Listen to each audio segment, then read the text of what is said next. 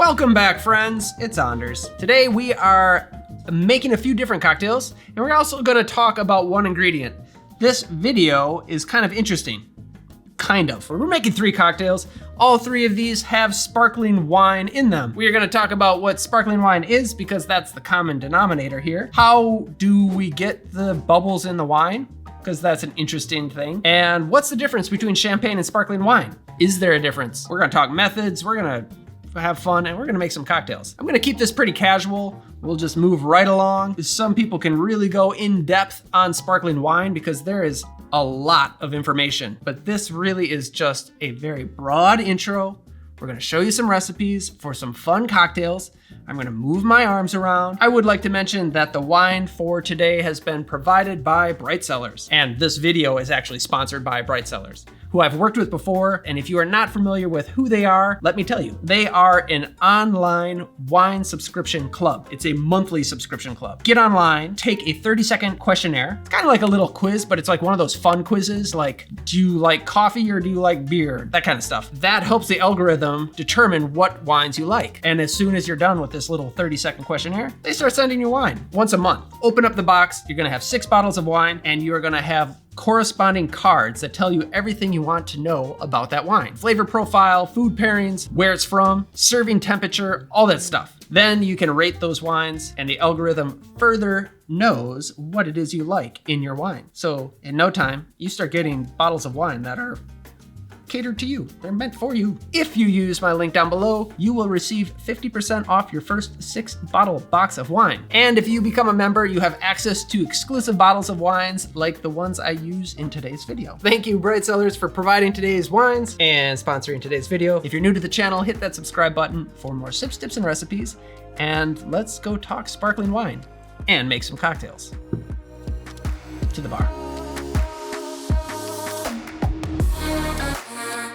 Okay, a super introduction into sparkling wine. I'm gonna just touch on things very broadly here so that we understand what sparkling wine is. Now, this is sparkling wine. And there are a number of different kinds of sparkling wines. Think of champagne, probably most well-known. Not that long ago, every sparkling wine was kind of considered champagne, but that's not the truth. I think people are understanding now that not all sparkling wine is champagne. That comes from a very specific region in France, and there are very strict rules to making champagne. Some say that champagne has really set the standard for sparkling wine. And I would say that's pretty true. Champagne is rich in history, extremely good. It's also expensive. And is champagne the best? That's up to you. You may think that champagne is the best. You may think that Prosecco is the best. I just want to touch on what is sparkling wine. Where did the bubbles come from? We don't just inject CO2. This happens naturally. What happens with sparkling wine is it all starts with regular wine. We crush grapes, that releases sugars. Then you add yeast to that juice. The yeast consume the sugars and convert it into alcohol. And a byproduct of this process is CO2. Gets released off into the air and you're left with wine. So that's the starting point for sparkling wine. Now to get the bubbles in there, we want that same process to happen again, but we're gonna put it in an enclosed container so that the CO2 has nowhere to go except for back into the wine. And we have bubbly wine. Champagne, being the standard, has its own process of doing this. It's called the Méthode Champenoise, champagne method. I'm gonna call it traditional method because I'm not comfortable speaking French, and a lot of people call it the traditional method. Now, what is the champagne or traditional method? That second fermentation that I was talking about, that all happens inside this bottle. So the bottle that you get champagne in, the bubbles formed in that bottle. They add the sugar, they add the yeast, they seal it up, they let the yeast do its thing, create the CO2, and that goes into the liquid, creating bubbles. Now, part of the traditional method is we let the wine age with the yeast in it for a little bit because that'll impart like a yeasty, bready flavor. Sometimes it's kind of a nutty flavor. That's because they don't remove the yeast as soon as it's done making bubbles. They let the wine sit there, but then they end up removing the yeast by storing the wine like this. They rotate it every so often. This is called riddling. You don't need to know this. This won't be on the test. And they have to fill the bottle back up, so they add fresh wine and a little bit more sugar. That's, in a nutshell, the traditional method. Now, this is a very labor-intensive way of making sparkling wine.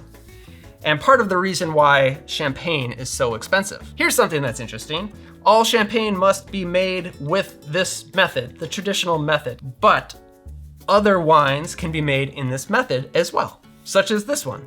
This is a sparkling wine from Washington State, here in the United States, but it does say on it, Méthode Champenoise. So this is done in the same method that champagne is. The other main way to make sparkling wine, and this is how you make Prosecco, if you're keeping track, would be the tank method, also called the Charmat Method, where the second fermentation happens inside a large pressurized tank. And what happens is the second fermentation, just like in this bottle, but they're able to filter it from all of the yeast cells and bottle it while under pressure. The wine does not age on the yeast cells, so you don't get those bready notes, those nutty flavors that you get with champagne. What you do get is an aromatic, lively, sparkling wine that really showcases the aromatic grapes. So is one better than the other? Depends on you. Some people love champagne. They love those bready, toasty flavors. Some people don't like those flavors. Basically, what I'm trying to say here is this wine was made in the United States. Can it be champagne? Absolutely not. But can it be made in the same way that champagne is made? Absolutely yes. A lot of times, sparkling wine does let you know how much sugar per liter is in the bottle. So you've got the extremely dry sparkling wines, which would be called the brut wines. And even the brut category is divided up into extra brut, brut, zero. If you see brut on your sparkling wine, that means there is not much sugar in there. After that, you have extra dry, which sounds drier than brut, but it's actually not. Then you've got semi-dry, sweet, and it just starts getting sweeter and sweeter from there. For your sparkling wine cocktails, you're most likely gonna be looking for sparkling wines that are a little bit drier.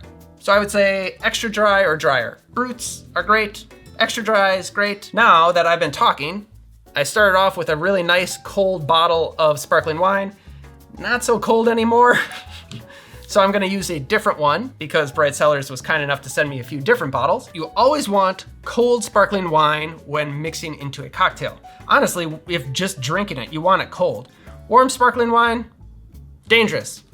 Doesn't taste as good, and it's also, this whole thing is under pressure, so if it's warm, it could explode. That's why they have a cage on it. You don't wanna lose an eye. Do not. Okay, yeah, so now we need a natural segue into cocktails because that's what I'm here to do. So I've got 3 cocktails here that I'm excited about because they cover 3 very different time periods as well as styles of bubbly drinks. Lecture adjourned. We're gonna jump forward to the lab portion of this video. Chickadee-bop-bop. This first cocktail is called the Old Cuban. This was created by Audrey Saunders in New York City in 2004 or 2005. Not that long ago. I guess almost 20 years ago. Man, time flies. This is essentially a mashup of a mojito and a champagne cocktail. For these 3 cocktails, I'm gonna be using the same sparkling wine. You don't need to go out and get the most expensive bottle to make these drinks. Be mindful of where it's pointed. Be sure to have a good hold of the bottle and the cork. Unwind the cage. You can remove the cage, or you can just open it up like this, which I'm going to do. Now, keep it at a 45-degree angle, more or less.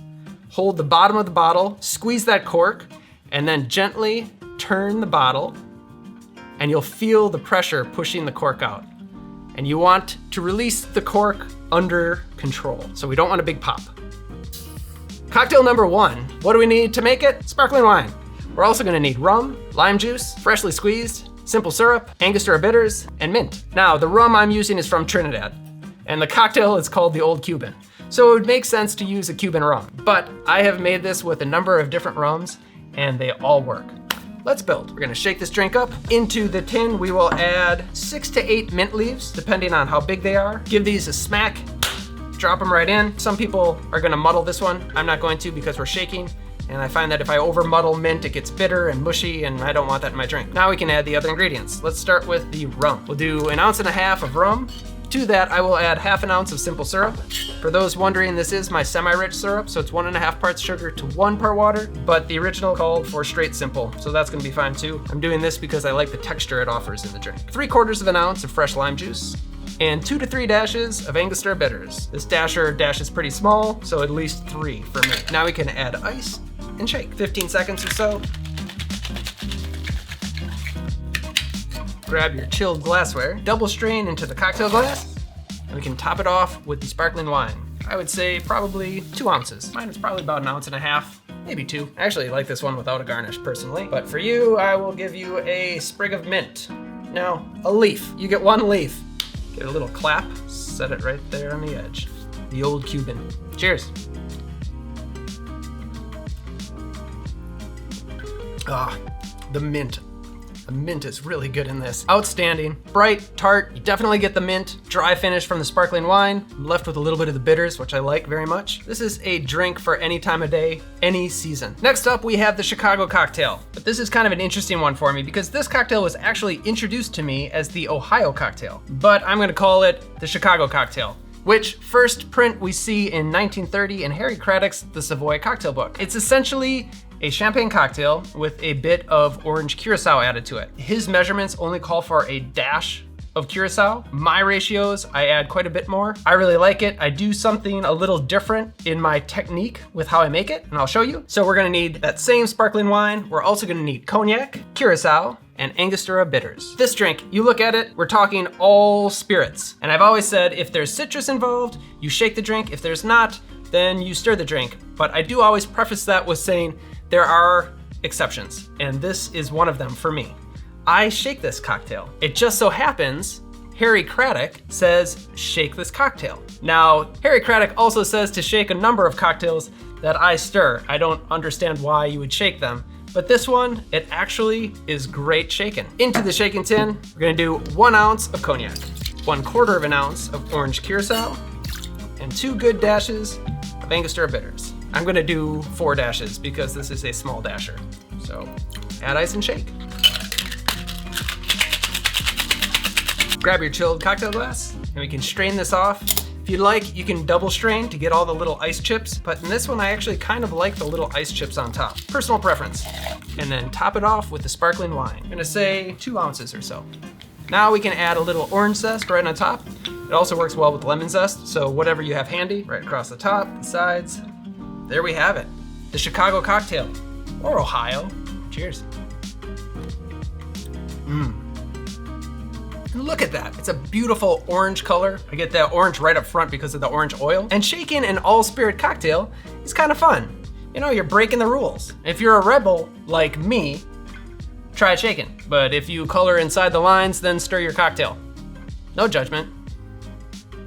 No judgment. Boom, the last one. It is called Black Velvet.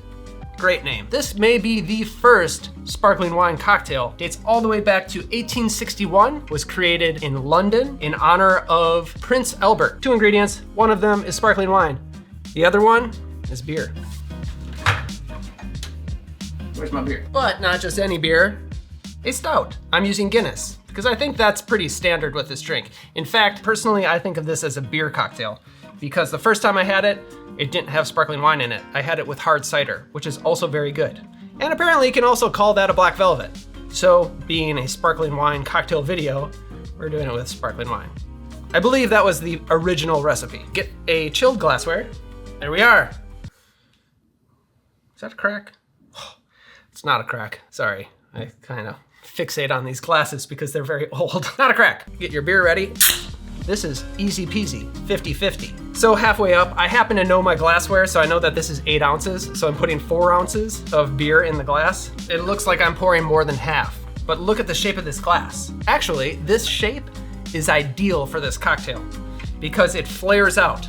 And I'll explain when I'm drinking it why it's so ideal. Make sure the Guinness settles before you move on to the next step, which is pouring of the wine. The sparkling wine, I'm gonna slowly pour this over the back of a spoon, and the goal here is to get the sparkling wine to float on top of the Guinness. I have not done this in a long while.